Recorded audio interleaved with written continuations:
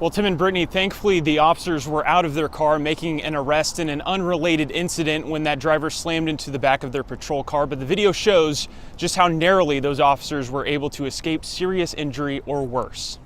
Stand back, guys, stand back.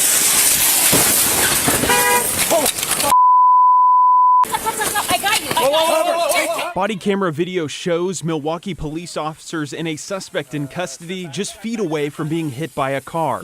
Police say the driver behind the wheel of a black Chevy Camaro was drunk and driving without lights on.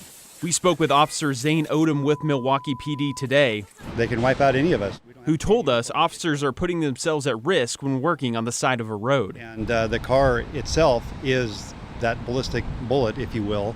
And especially for officers or construction workers standing out on the road, you know, they're prime suspects or prime targets for being struck and killed by these missiles. The driver of that vehicle was transported to a local hospital where they were arrested by Clackamas County deputies and charged with DUII. Officer Odom told us the incident could have been much worse if one of their officers hadn't noticed the approaching car. Step back. He basically saved people's lives that night by telling them to get out of the way. And the patrol car ended up where the officers were standing.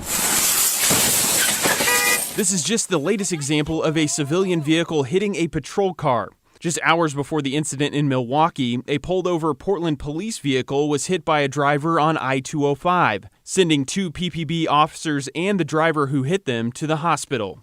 And earlier this week, 6 Washington Department of Transportation workers in Vancouver were hospitalized when their pulled over vehicle was hit by a suspected drunk driver going 60 miles per hour. Step back. These incidents serve as a reminder of just how dangerous it can be to work in close proximity to distracted or impaired drivers, a threat that is always back of mind for officers when they are out on the job. What I say every day when I leave my house is I tell my wife I love her. And if that's the last time, then that's the last time, and she'll know, and my family will know. But that's what we do. We prepare for the worst and hope for the best.